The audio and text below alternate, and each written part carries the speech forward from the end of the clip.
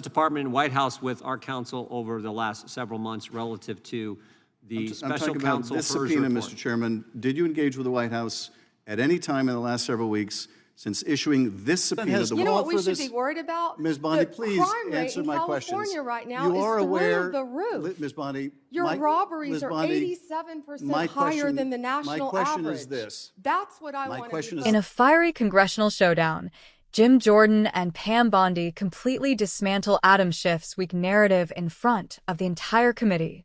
Schiff thought he could twist the facts, but Jordan and Bondi weren't having it. This hearing exposed the left's double standards and desperation once again. Watch as Alisson Reacts breaks down every jaw-dropping moment and tells you what the mainstream media won't. Gentleman from California withdraws a point of order who seeks recognition. Gentleman from California is recognized. Mr. Chairman, much as I don't like certain parts of the Mazur decision, it clearly applies in this case, and the committee is required to engage with the White House in order to seek an accommodation over materials held by a private party, as they were in the Mazur's case, and seek to resolve this with the White House. So I would ask unanimous consent that we enter into the record your correspondence to the White House. Objection. Seeking to engage them to resolve this. And I thank the chairman for not objecting. Can you produce that correspondence to the White House asking for accommodation on these materials you've sought by this subpoena?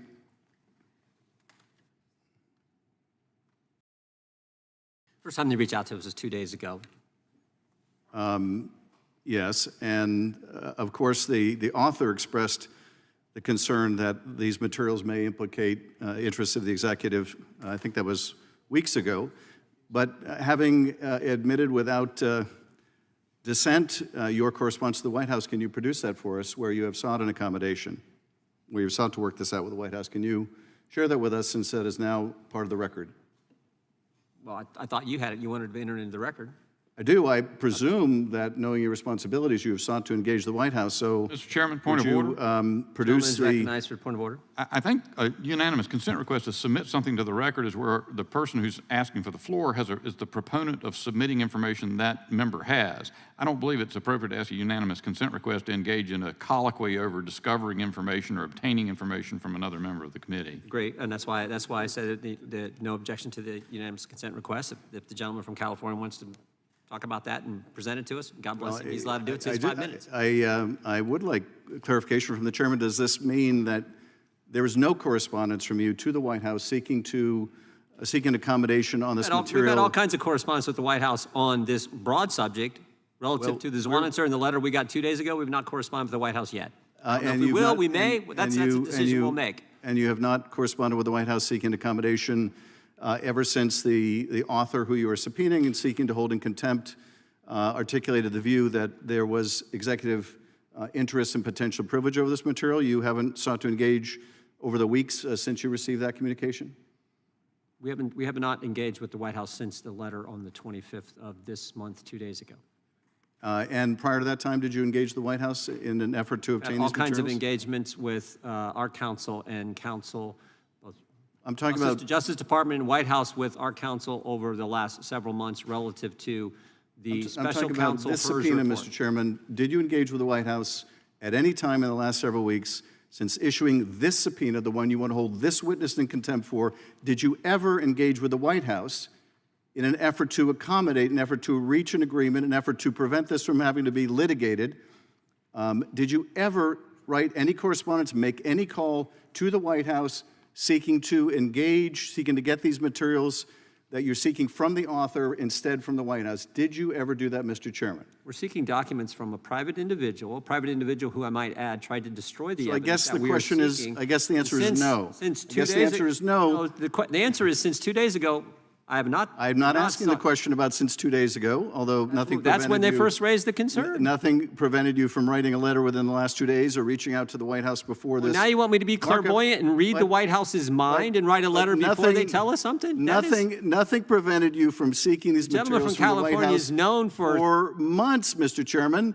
for months. I'm not a mind reader. And I thank you for making a very clean record for any court that will look at this. The gentleman from North Carolina said an accommodation months ago the White House could have raised the concern, and they obtain these didn't. documents. Because your first move, of course, is to go right to contempt. Ironically, of course, for a chairman who was in contempt of his own subpoena. Point of order, Mr. Chairman. We're still waiting for you to testify and meet the obligations of your own subpoena, Mr. Chairman. But nevertheless, I appreciate you're making such a clean record for any court in this case. You have never sought an accommodation, never written to the White House, never called the White House, never had a communication with the White House in order to obtain these materials as part of an accommodation. Thank you for that very clean record for the court, and I yield back. Gentleman yields back. Who seeks recognition? Thank you, Mr. Chairman. Thank you, Mr. Chairman. Ms. Bondi, as you know, the Supreme Court in Trump versus United States held the president has absolute immunity to commit crimes in certain core areas of the president's responsibility. One of those core areas is the Justice Department. So in a breathtakingly dangerous and irresponsible decision, Justice Roberts and the majority held the president can commit crimes using the Department of Justice and be immune from prosecution. Justice Sotomayor correctly said this new immunity lies about like a loaded weapon. So the fear and the concern we have is that the incoming president will use that loaded weapon, that immunity, to commit crimes through the Department of Justice. And for that reason, it is all the more important that we have an attorney general who has the independence, the strength, the intestinal fortitude to say no to the president when it is necessary. So my first set of questions has to do whether you have the independence to say no when you must say no. And you can say this is hypothetical, but it is not hypothetical. So let me start with one very specific non-hypothetical. The president has said Jack Smith should go to jail. Will you investigate Jack Smith? Senator, I haven't seen the file. I haven't seen the investigation. I haven't looked at anything. It would be irresponsible of me to make a commitment regarding anything without, you're a long practicing attorney, without looking at a file. So you would need a factual predicate to open an investigation of Jack Smith, is that right? Not a summary by you sitting here. Yes, sir. And not a summary by the president either, right? Absolutely. So a summary by the president or his desire to investigate Jack Smith would not be enough for you to open an investigation of Jack Smith, is that right? I will look at the facts and evidence in any case. And sitting here today, Senator, 72% of Americans I only have 7 lost minutes. faith in the Department of Justice. Sitting here today, are you aware of any factual predicate to investigate Jack Smith? Sitting here today, yes or no? Senator, I will look at the facts and the circumstances. You can't answer that question. Brought to me. You're not a part of the department yet. There's no worry about divulging law enforcement sensitive information. So just tell us, are you aware? Just tell us, are you aware of a factual predicate to investigate Jack Smith? Yes or no? Senator, what I'm hearing on the news is Are you aware of horrible. Do I know if he committed a crime? I have not looked. You seem reluctant to answer a simple question. Let me ask you a different simple question. The president also wants to jail Liz Cheney. Sitting here today, are you aware of any factual basis to investigate Liz Cheney? Yes or no?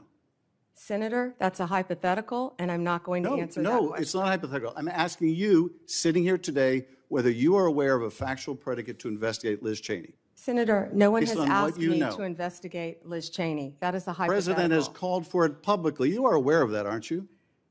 No one has asked me to investigate. But the president has We're also worried about Liz Cheney, Senator. The president has called for this. You know what we should be worried about? Ms. Bondi, please answer my questions. The crime rate in California right now is through the roof. Ms. Bondi, your robberies are 87% higher than the national average. My question is this. That's what I want to be focused on, Senator. Do you have the power to say no to the president? And what you're suggesting today by your non-answer is you don't have the independence to say no to the president. So let me ask you a different question. It also requires you, if you're going to be a good attorney general, to be able to tell hard truths to the president. So my questions now are, can you tell hard truths to the president? So let me start with an easy truth that you could speak to the president. can you tell him that Donald Trump lost the 2020 election? Can you say that? Do you have the independence to say that? Do you have the gravitas, the stature, the intestinal fortitude to say, Donald Trump, you lost the 2020 election? Can you tell us that here today? Senator, what I can tell you is I will never play politics. You're trying to engage me in a gotcha. I won't do it. I'm just asking you a simple question. Won't play if you can speak truth with any ongoing to power. investigation, So let me ask you another. like you did leaking your colleague Devin Nunes's memo. If you can't answer the question, let me ask you a different, what should be a simple truth, not a hard one. Was there massive fraud affecting the result of the 2020 election, yes or no? Senator, I'm glad you asked that question, if you'll let me answer what I saw in Pennsylvania. No, I asked a simple question about massive fraud. I can only tell you what I saw in Pennsylvania. I know you want to answer a different question, but my question is, can you tell us whether there was massive fraud affecting the results of the 2020 election, yes or no? Was there or was there not? I can tell you what I saw when I went as an advocate to the campaign. That's not my question. So you can't answer that question. You can't speak that even easy truth to us, let alone to the president. So let me ask you a different question. It will also be important that you give good advice to the president. Are you prepared to advise the president not to pardon people who beat police officers? Senator, as I said, the pardons are at the... Welcome back to Alisson Reacts. Before we dive in, make sure you hit that like button, subscribe, and turn on notifications, because this is the kind of truth the mainstream media won't show you. Now, let's get into this explosive moment from Congress, where Jordan and Pam Bondi left Adam Schiff absolutely speechless. You could almost feel the tension in the room as Schiff tried to spin another story, pushing his usual narrative about protecting democracy, but Jordan and Bondi weren't buying a word of it. Jordan came out swinging, pressing Schiff hard on the evidence, or should I say, the lack of it. He demanded straight answers, but as usual, Schiff dodged, twisted, and danced around every question. Jordan wasn't letting that happen this time. He exposed how Schiff's so-called investigations are nothing but political theater, distractions designed to attack conservatives and keep the American people divided. Then Pam Bondi stepped in, calm, sharp, and precise. She dismantled Schiff's argument point by point, hitting him with facts and logic that left him visibly shaken. Schiff's usual smug confidence evaporated as Bondi cornered him on inconsistencies in his statements. You could tell he didn't expect Bondi to come this prepared, but she did, and she delivered. This wasn't just a debate, it was a takedown. Jordan and Bondi showed exactly what happens when strong, principled conservatives stand up to the radical left's manipulative tactics. Schiff tried to play the victim, but the truth came out anyway. His narratives are crumbling under the weight of real accountability. What's happening here isn't just about one hearing. It's about the growing frustration Americans feel watching their representatives ignore truth and transparency. People are tired of elites like Schiff playing politics while the country suffers. Jordan and Bondi's performance was a reminder that there are still leaders willing to fight for what's right, to stand firm when others cave to pressure. And you know what's most powerful? The silence that followed. Schiff, the man who never stops talking, had nothing left to say. He was out of arguments, out of excuses, and out of credibility. That silence spoke louder than any of his speeches ever could. So, what does this tell us? It tells us that truth still matters. It tells us that when conservatives push back, when they hold the line, the left's narratives fall apart. And it tells us that Adam Schiff's days of running unchecked might finally be numbered. If you're proud to see real leaders like Jordan and Pam Bondi standing strong, drop a comment below saying we stand for truth. And if you want more powerful breakdowns like this, don't forget to subscribe and share this video, because America needs voices that refuse to stay silent. This has been Alisson Reacts, where we expose hypocrisy, defend truth, and stand for the values that make America strong. Stay tuned, stay informed, and stay proud of who we are.